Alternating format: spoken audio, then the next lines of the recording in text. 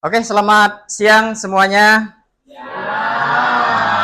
Bagaimana kabarnya? Alhamdulillah ya.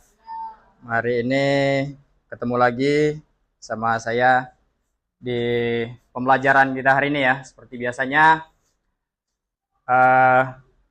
hari ini saya akan menjelaskan ke kalian semua materi yang berhubungan dengan teknologi ya, yang mungkin selama ini sering kita pakai di dalam kegiatan sehari-hari ya. Tidak luput dari yang namanya AI yang biasanya kalian ini ya, kalian sebut itu AI, tapi di dalam bahasa Indonesianya itu kita kenal dengan kecerdasan artifisial. Nah, untuk hari ini kita fokus ke pengoperasian, pengaplikasian, dan kolaborasi kecerdasan artifisial. Ya, jadi di sini nanti harapan saya ya, setelah memahami materi yang saya sampaikan, kalian semua dapat mengaplikasikan ya, terus mengkolaborasikan perangkat kecerdasan artifisial. Apalagi sesuai dengan jurusan kita ya, bisnis digital di SMK Yapen Kos Blinyo. Itu yang namanya digitalisasi tidak luput dari teknologi. Ya. Jadi di era sekarang perkembangan teknologi itu sudah masuk ke elemen pendidikan. Yaitu ya, contohnya sajalah, kalian pasti sehari-hari mencari informasi itu di kecerdasan artifisial atau AI. Benar enggak? Ya, cari materi, ya, cari jawaban. Kalau ulangan, benar enggak? Cari jawaban pakai AI. Nah, itu jangan ya, jangan disalahgunakan. Kecerdasan artifisial ini kita gunakan dalam membantu tugas kita sehari-hari. Tapi dalam hal ini jangan sampai kalian salah gunakan kecanggihan teknologi yang sudah ada. Oke, ke selanjutnya kita pahami dulu apa arti AI. Apa itu AI? Ada yang tahu? Ada yang tahu? AI? Masa Anda tahu? Ada yang tahu? Ada yang sudah menggunakan AI? Nah, AI sudah digunakan. Tapi apa itu AI? Tidak tahu. Ini istilah kecerdasan artifisial atau disingkat KA, atau biasanya yang kalian kenal dengan istilah AI, Artificial Intelligence, itu pertama kali diperkenalkan pada Lokakarya Darmo tahun 1956.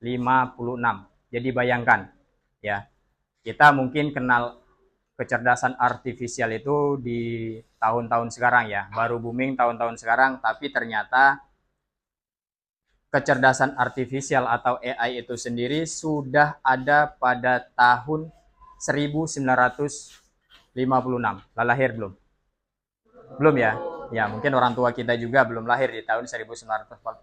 Nah, di sini diperkenalkan oleh John, apa itu namanya? McCarthy dan koleganya ya. Mereka mendefinisikan kecerdasan artifisial itu sebagai ilmu rekayasa. Ingat ya. KA itu ilmu rekayasa. Siapa yang merekayasakan? Siapa yang merekayasakan semua ini? Tidak tahu. Yang merekayasakan ilmu ini siapa? Adrian? Yang membuat ini semua siapa? Hah?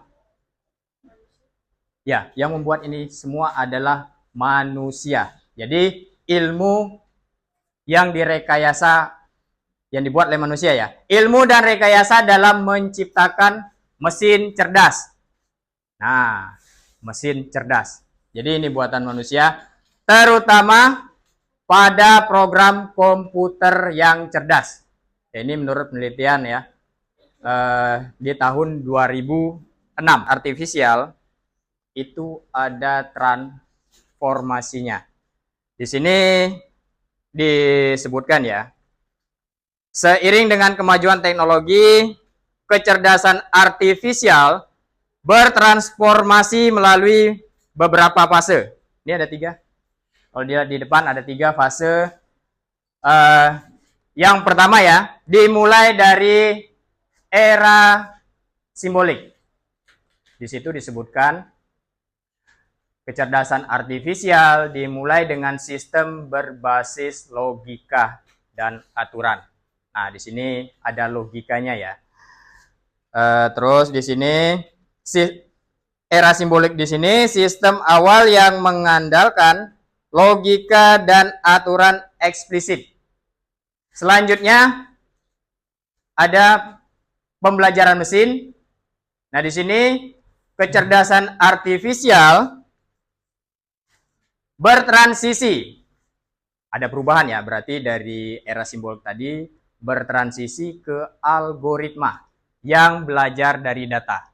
Jadi setelah era simbolik tadi yang berbasis logika dan aturan ya, bertransformasi ke algoritma yang belajar dari data, berarti di sini sudah mempelajari data, baru masuklah ke tahap yang ketiga, yaitu deep learning. Nah, mungkin istilah deep learning ini sama dengan kurikulum kita sekarang ya. Kurikulum deep learning artinya di sini kecerdasan artifisial mencapai puncaknya dengan jaringan saraf tiruan yang mendalam. Ya, berarti ada proses mendalam. Tadi dimulai dari logika dan aturan, terus bertransisi ke algoritma, sampailah kepada tahap deep learning, yaitu puncaknya dengan jaringan saraf tiruan yang mendalam. Itu ya. Oke.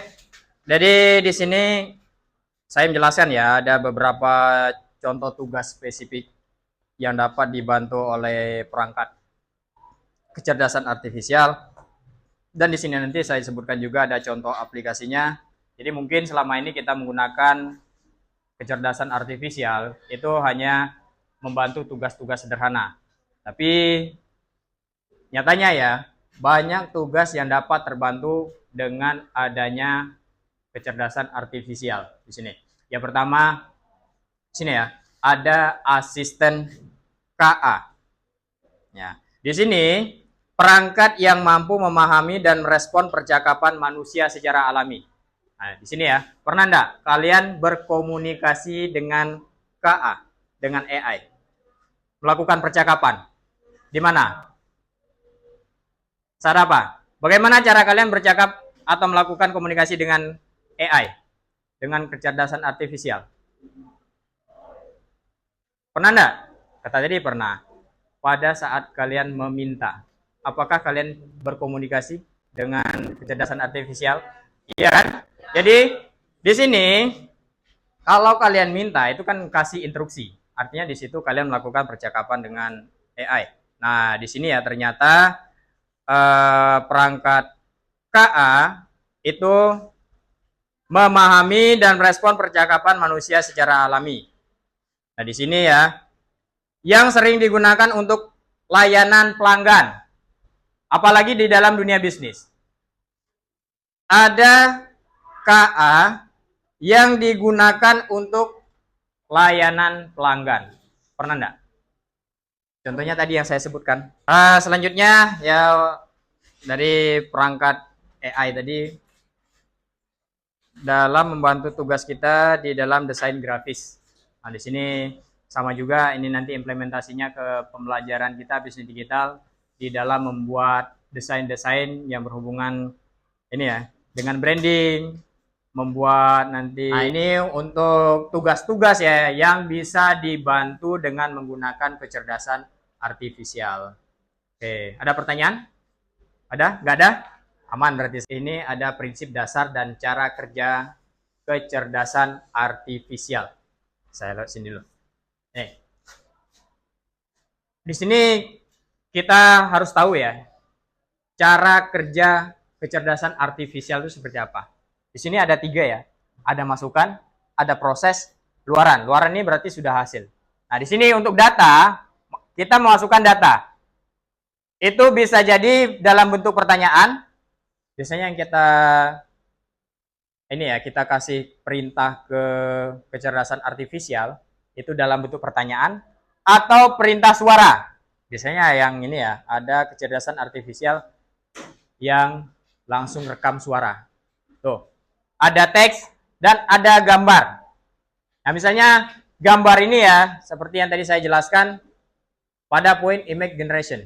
Ya, kita bisa mengenerate gambar, misalnya pengen dirubah jadi apa, atau pengen diperbaiki di bagian yang mana.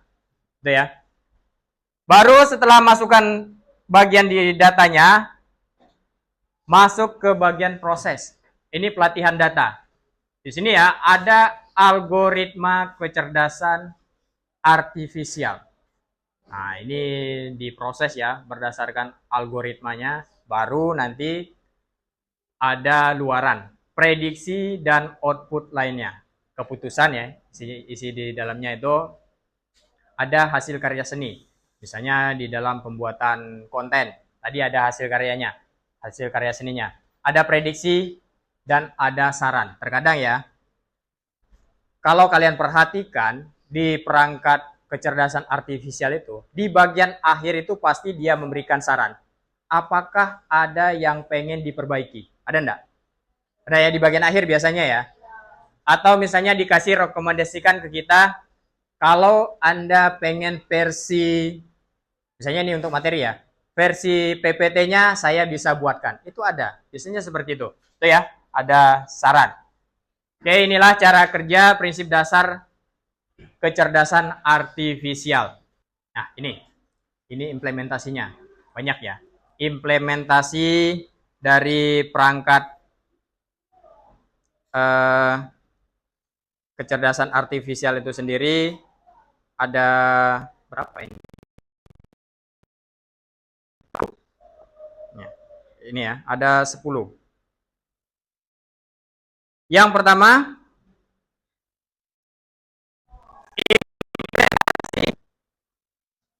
perangkat kecerdasan itu di bidang ekonomi bisnis. Sekarang banyak perusahaan-perusahaan yang bergerak di bidang ini ya, sektor ekonomi dan bisnis, mereka sudah menerapkan yang namanya perangkat kecerdasan artifisial. Contohnya di sini ya, ada sebagai ilustrasi, ini ada contohnya nih. Perusahaan e-commerce ternama memanfaatkan algoritma machine learning ya untuk mengkurasi rekomendasi produk yang disesuaikan dengan riwayat perilaku. Ya, jadi contohnya ya. Ini diterapkan di marketplace e-commerce marketplace yang biasanya kalian belanja. Ya, itu sebenarnya sudah menerapkan yang namanya kecerdasan artifisial, di mana seluruh produk yang muncul ke kita itu direkomendasikan berdasarkan ya ini tadi kecerdasan artifisial, berdasarkan perilaku kita di dalam berbelanja ya. Nah, itu untuk ekonomi bisnis. Ada pemerintahan. Yang kedua pemerintahan di sini. Pemerintah juga sekarang ini sudah menerapkan perangkat KA ya di dalam transformasi data dan tata kelola pemerintahan. Nah, di sini contohnya ada perencanaan kota cerdas ya, smart city. Ada lagi di sini distribusi sumber daya transportasi dan energi. Ya, itulah beberapa contoh dari implementasi ya di bidang pemerintahan. Biasanya di sini juga ya, mereka sudah mengimplementasi platform e-government. Nah, ini platform ini sendiri sudah berbasis kecerdasan artifisial. Ini ya, untuk pemerintahan. Nah, yang ketiga, di sini pendidikan yang kita terapkan sekarang. Di dalam dunia pendidikan, tidak luput dari yang namanya kecerdasan artifisial. Tadi yang saya sudah jelaskan di awal-awal, sudah dikasih tahu contohnya ya, menggunakan kecerdasan artifisial untuk mencari data, mencari informasi, mencari materi pembelajaran, membuat presentasi. Nah, di dalam pembelajaran kita bisnis digital juga membuat konten. Para petani-petani modern itu yang melakukan proses seluruh aktivitas pertanian itu ya sudah menggunakan drone. Ya. Kasih pestisida pakai drone. Kasih insektisida pakai drone. Ya. Kasih pupuk pakai drone. Jadi itu semuanya ya di dalam agribisnis dan agroteknologi itu sudah memanfaatkan kecerdasan artifisial. Tapi dalam hal ini ya sudah diimplementasikan ke teknologi yang sudah terprogram. Nah, ini ada 10 ya. Implementasi pada bidang-bidang dari ekonomi bisnis dan sampai agribisnis agroteknologi. Itu untuk implementasinya. Oke, selanjutnya. Nah, untuk selanjutnya setelah penjabaran materi mengenai AI tadi ya, mengenai kecerdasan artifisial, sekarang kita coba ada tugas ya. Ada tugas, kalau dikasih tugas itu kan enak ya. Suruh belajar dulu, suruh pahami dulu, terus dikasih tugas. Nah, ini sudah senyum-senyum semua ini. Nah, mengaplikasikan kecerdasan artifisial untuk tugas sederhana. Ini tugasnya hanya sederhana saja ya. Kita coba nanti di sini ada 2 tugas. Yang pertama, menyunting paragraf. Nah, menyunting paragraf ini biasanya diimplementasikan ke dalam mapel bahasa Indonesia ya. Tadi yang saya katakan itu ada tulisannya yang typo, ya, ada ejaan yang salah. Tadi ini ya, ini untuk yang pertama. Terus yang kedua, mengolah data. Nanti ada hitung-hitungan. Biasanya yang hobi matematika, ya, yang hobi matematika itu kan enak sekarang ya. Tinggal foto soalnya, benar enggak? Tinggal foto soalnya, masukkan ke kecerdasan artifisial, dengan spontan kalian langsung dapat jawaban. Ini biasanya diimplementasikan oleh kalian. Oke, kita mulai untuk tugas pertama. Nah, ini. Silakan kalian gunakan perangkat seluler kalian untuk mencoba tugas pertama itu menyunting bacaan di bawah ini. Oke, silakan gunakan handphone kalian. Nah, buka AI yang ada di perangkat handphone kalian. Kalian sunting bacaan yang saya tampilkan di depan. Silakan. Digunakan handphonenya. Buka perangkat. Ya, udah ada ya? Oke, silakan. Pada suatu sore, saya dan teman-teman berencana pergi ke taman. Kami berangkat dari rumah masing-masing pukul 3 sore. Sampai di sana, ternyata taman itu sangat kosong. Sampah berserakan di mana-mana dan menimbulkan bau tidak sedap. Akhirnya kami memutuskan untuk tidak bermain dan pulang. Setibanya di rumah, kami sepakat untuk membersihkan taman itu keesokan harinya. Oke, jadi yang salah dalam bacaan ini apa? Ada nggak dihasilkan dari hasil tersebut? Ada di sini biasanya ya, kalau kalian gunakan perangkat KA tadi, ada bacaan-bacaan yang diganti. Ya, Ada. Coba dicek dulu di situ.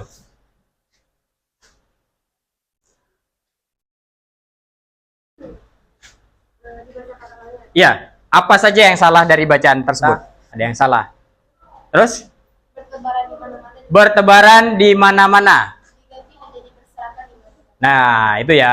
Kalau untuk sampah itu pasti berserakan.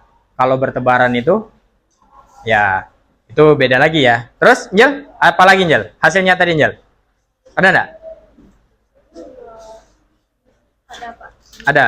Setelah yang barusan Winnie sampaikan, apa lagi? Di suatu sore diganti jadi pada suatu sore. Nah, di suatu sore. Pada Pada suatu sore. pada suatu sore. Ada lagi? Baunya sangat tidak sedap. Baunya sangat tidak sedap. Diganti? Sangatnya dihilangkan supaya tidak berlebihan. Oh iya, jadi ini ya. Baunya tidak sedap, sangat. Kalau sangat tidak sedap itu ya siapapun nggak akan sanggup ya. Oke, ada lagi?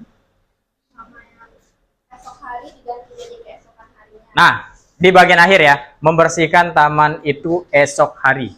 keesokan harinya. Jadi di sini ya, dengan perangkat KA kita itu dibantu atau rekomendasi untuk ini menyempurnakan bacaan sesuai dengan EYD. Oke. Nah, ini tugas yang kedua. Nah, ini ya, ada ini hitung-hitungan yang hobi matematika silakan dihitung. Tapi ini menggunakan kecerdasan artifisial ya. Ya, di sini berikut adalah nilai siswa Ali 85, Budi 70, ada Cici 90. Ini diminta menghitung rata-rata. Ya, menghitung rata-rata. Kalau hitung manual bisa enggak? Bisa lah. Kalau hitung manual ya tulis di depan 70. Jadi gini. Dengan adanya perangkat KA, kalau dapat soal-soal matematika seperti ini ya lebih mudah ya membantu kalian. Tapi tolong sekali lagi jangan sampai menyalahgunakan kecerdasan artifisial. Misalnya kalian nanti menggunakan pada saat ujian, nah itu jangan digunakan ya. Oke, ada siapa lagi yang sudah dapat hasilnya? Angel, sudah Angel? Sama ya, hasilnya sama. Kamu sudah? Sama juga hasilnya ya. Oke. Jadi ini ya, untuk di awal cukup tugas sederhana dulu.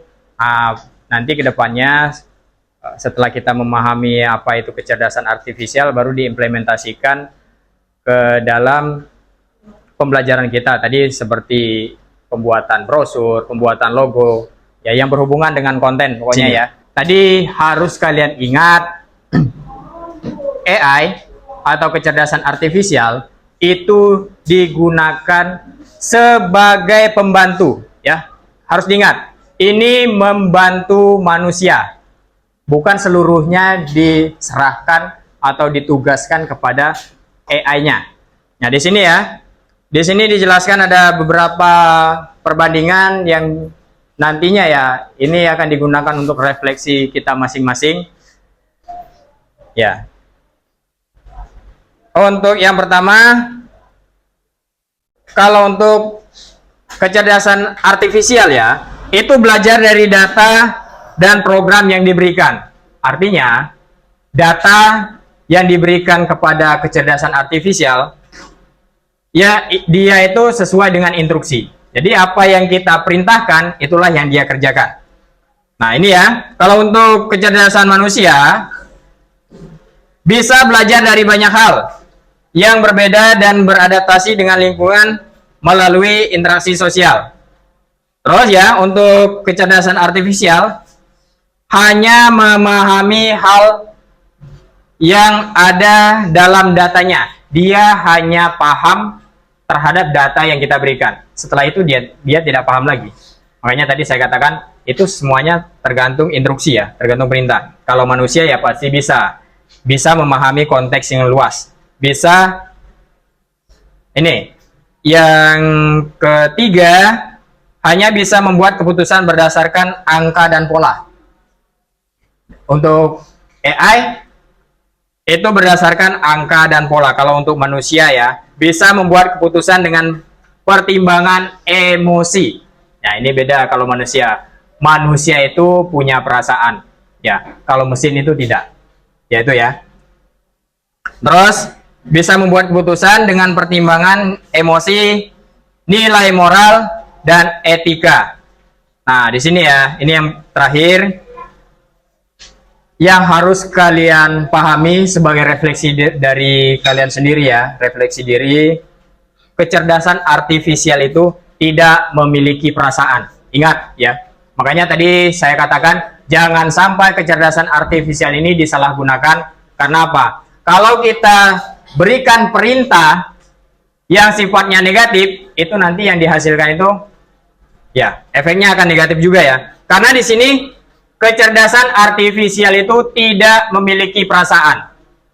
Ya, tidak memiliki perasaan. Hanya mengikuti instruksi. Misalnya nanti kalian kedepannya makin canggih, menciptakan sebuah robot. Robotnya didesain untuk, misalnya untuk apa ya? Untuk pukul orang, misalnya ya, dalam konteks negatif, ya robot itu akan bekerja sesuai dengan instruksinya. Nah, beda sama kecerdasan manusia ya. yang namanya manusia itu pasti memiliki perasaan. Tidak ada manusia yang tidak memiliki perasaan. Ya itu ya. Ini untuk refleksi diri, jangan sampai nanti kita di dalam memanfaatkan kecerdasan artifisial ini melenceng dari norma dan etika kita sebagai seorang manusia. Oke? Habis. Ya, habis ya. Jadi itulah materi untuk hari ini. Ya, semoga harapan saya ya setelah materi ini saya sampaikan ada pemahaman untuk kalian semua. Ya, paham ya? Ya, bisa ya memanfaatkan teknologi kecerdasan artifisial nanti yang akan kita implementasikan ke depannya. Oke? Ada pertanyaan? Nggak ada? Nggak ada pertanyaan? Alhamdulillah. Oke, untuk hari ini saya rasa cukup ya materinya. Saya ucapkan banyak terima kasih.